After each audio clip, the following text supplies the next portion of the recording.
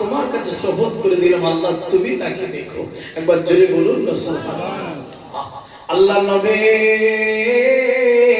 ইয়াকুব আলাইহিস সালাম বাবা বাচ্চাটাকে বড় ভালোবাসতেন বাবা। ও আমার মুমিন মুসলমানেরা, ও আমার আব্বাজান ভাইজানেরা, আল্লাহ নবী ওদিকে কুয়ার মধ্যে রয়েছেন, একদল বণিক রাস্তা দিয়ে আসছে। ওই বণিক দলের ভিতরে যিনি সর্দার ছিল নাম তার হলো মালিক ইবনে জার। ওই মালিক ইবনে জার বাবা ওই বণিক দলের সর্দার নেতা। আর ওই কুয়া বড় দূর থেকে হেঁটে হেঁটে আসছিল, তারাও বড় কষ্ট হচ্ছিল। বলে কুয়ার কাছে বসে হোক, এখানে পানি খাবো, তারপরে রেস্টি আরাম করে তারপরে এখান থেকে যাবো। তোমরা সবাই মিলে বসো, আমি কুয়া থেকে একটু পানি তুলে সবাই মিলে খাওয়া হবে। আল্লাহ বান্দা বণিক দলের সর্দার মালিক ইবনে জার বালতি দড়ি বেঁধে এবার কুয়ার ভেতরে দড়িটা ফেলে দিয়েছে, বালতিটা নামিয়ে দিয়েছে।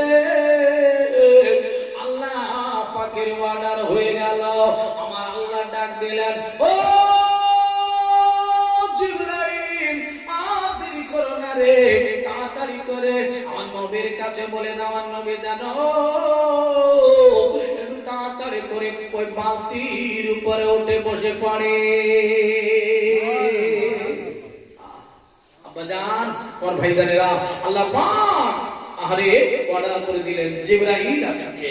জিবরাইল আমিন আলাইহিস সালাম ডাক দিলেন, নবী আর দেরি না, আল্লাহ পাকের অর্ডার হয়ে গেছে, হুকুম হয়ে গেছে, তাড়াতাড়ি উঠে বালতি বসে যা। বালতির উপর বসে গেছে, আরে বালতিটা ভারী ভারী লাগছে। আরে মালিক ইবনে জার মনে মনে করছেন, সত্যি বালতি ভারী হয়ে গেছে, মানে পানি উঠে গেছে বালতিতে, ঠিক না বেটি? বালতি ভারী হয়েছে মানে পানির বালতি ভরে গেছে। দড়ি টান দিয়ে তুলে নিয়েছে। ও ভাইরা রে,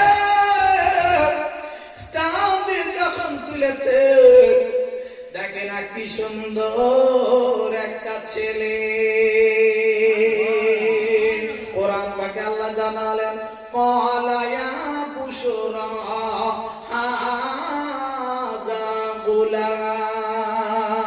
ক্বালা তিনি বললেন, ইয়া বুশরা, কি সুন্দর, কি সুন্দর, হাযা এটা গোলাম, এটা কি সুন্দর একটা ছেলে, কি সুন্দর, কি ভালো লাগছে, কি সুন্দর। যখন এই তুলেছে ছেলেটা এত সুন্দর দেখতে, ওই মালিক ইবনে জার তুলেছে, আর বণিক দলের সবাই গিয়ে বলছে